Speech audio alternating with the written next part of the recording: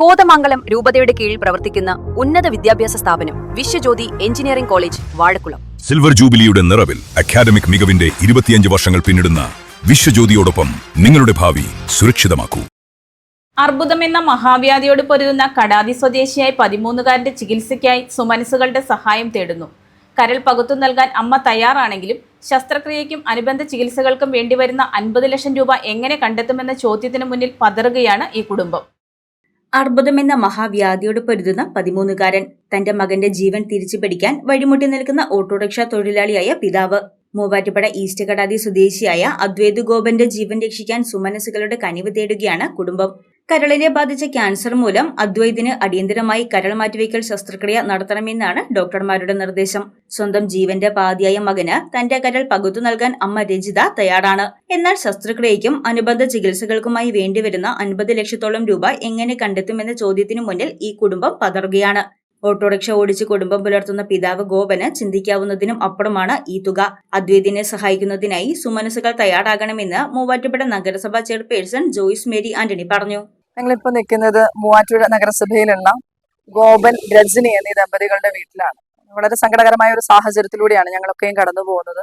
ഞങ്ങളുടെയൊക്കെ പ്രിയപ്പെട്ട ഗോപൻ ചേട്ടന്റെയും ഒരു ഓട്ടോറിക്ഷ തൊഴിലാളിയാണ് അദ്ദേഹത്തിന്റെയും രജിത ചേച്ചിയുടെയും മകനാണ്. രണ്ടാമത്തെ മകനായിട്ടുള്ള അദ്വൈത്. അവനിപ്പോ 12 വയസ്സാണ്. 3 മാസം മുമ്പാണ് തിരിച്ചറിഞ്ഞത് അവന് ലിവറിൽ ക്യാൻസർ ആണെന്നുള്ള കാര്യം. അപ്പൊ അത് വളരെ വൈകിയാണ് തിരിച്ചറിഞ്ഞത്. അപ്പൊ അതിൽ ഡോക്ടേഴ്സ് സജസ്റ്റ് ചെയ്തിരിക്കുന്നത് എന്ന് പറയുന്നത് ലിവർ ട്രാൻസ്പ്ലാന്റ് ചെയ്യണം എന്നുള്ള ഒരു ഓപ്ഷൻ മാത്രമാണ്. നമുക്ക് ഈ സാഹചര്യങ്ങൾ കണ്ടാൽ മനസ്സിലാവും.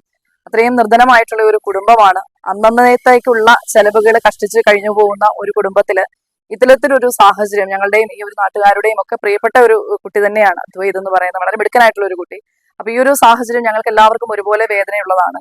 അപ്പം പലപ്പോഴും മറ്റുള്ളവരുടെ സഹായത്തോടു കൂടിയാണ് ഇപ്പൊ ഈ ഒരു കാലഘട്ടത്തിൽ ഈ ഒരു ദിവസങ്ങളിൽ തന്നെ നമുക്ക് മുമ്പോട്ട് പോകാൻ സാധിച്ചിട്ടുള്ളത്.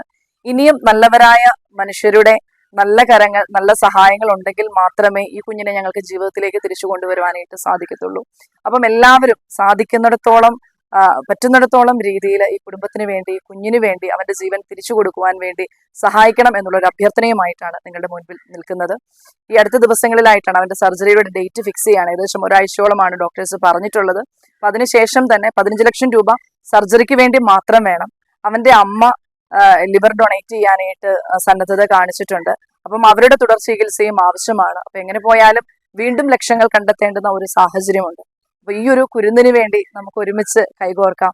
നിങ്ങളുടെ എല്ലാവരുടെയും സഹായം ഉണ്ടാകണമേ എന്ന് ഒരിക്കൽ കൂടി വിനീതമായി അഭ്യർത്ഥിക്കുകയാണ്. അദ്വൈതിന്റെ ചികിത്സാ സഹായത്തിന് വേണ്ടി നിലവിലെ ഒരു കമ്മിറ്റി രൂപീകരിച്ചിട്ടുണ്ട്. ഇവിടുത്തെ വാർഡ് കൗൺസിലേഴ്സ് ആയിട്ടുള്ള ഷേർലി ടീച്ചറും അതുപോലെ തന്നെ രജനി ടീച്ചറും അമ്പിളി ബിജു, ഇവര് ജോയിന്റ് ആയിട്ട് ഇതിന്റെ പിന്നിൽ ഇവരെല്ലാവരും ഉണ്ട്. ഞങ്ങൾ എല്ലാവരും ഒപ്പമുണ്ട്. അപ്പൊ ഒരു ജോയിന്റ് അക്കൗണ്ട് കുട്ടിയുടെ പിതാവിന്റെയും കൂടെയാണ് ജോയിന്റ് അക്കൗണ്ട് തുടങ്ങിയിരിക്കുന്നത്. ആ ഒരു അക്കൗണ്ടിൽ കാരുണ്യ എന്നുള്ള പേരിലാണ് ഈ അക്കൗണ്ട് ആരംഭിച്ചിരിക്കുന്നത്. യൂണിയൻ ബാങ്കിലാണ് അക്കൗണ്ട് ആരംഭിച്ചിരിക്കുന്നത്. അപ്പൊ ഈ ഒരു അക്കൗണ്ടിലൂടെ മാത്രമാണ് ഞങ്ങൾ ചികിത്സാ സഹായത്തിനുള്ള ഫണ്ടുകൾ സ്വീകരിക്കുന്നത് എന്നുകൂടി ശ്രദ്ധയിൽപ്പെടുത്തുന്നു. തിരുവനന്തപുരം RCCയിൽ ചികിത്സയിലായിരുന്ന അദ്വൈതിനെ വിദഗ്ധ ചികിത്സയുടെ ഭാഗമായി ഇപ്പോൾ കൊച്ചി അമൃത ആശുപത്രിയിലേക്ക് മാറ്റിയിരിക്കുകയാണ്. ചികിത്സാ സഹായം സ്വീകരിക്കുന്നതിനായി കാരുണ്യ എന്ന പേരിൽ യൂണിയൻ ബാങ്കിൽ അക്കൗണ്ട് ആരംഭിച്ചിട്ടുണ്ട്. നമ്മുടെ ചെറിയൊരു സഹായം പോലും ഈ 13 വയസ്സുകാരനെ ജീവിതത്തിലേക്ക് തിരികെ എത്തിക്കാൻ സഹായിക്കും. News desk Muvattupuzha news. എന്റെ കാഴ്ചയ്ക്ക് ചില ബുദ്ധിമുട്ടുകൾ അനുഭവപ്പെടാൻ തുടങ്ങിയത് ഈയിടെയാ. ആദ്യം ടെൻഷനായി. മകളാ പറഞ്ഞത് അഹല്യയിൽ പോകാൻ. അഹല്യയ്ക്ക് 30 വർഷത്തെ പാരമ്പര്യവും വിശ്വസ്തതയുമുണ്ട്.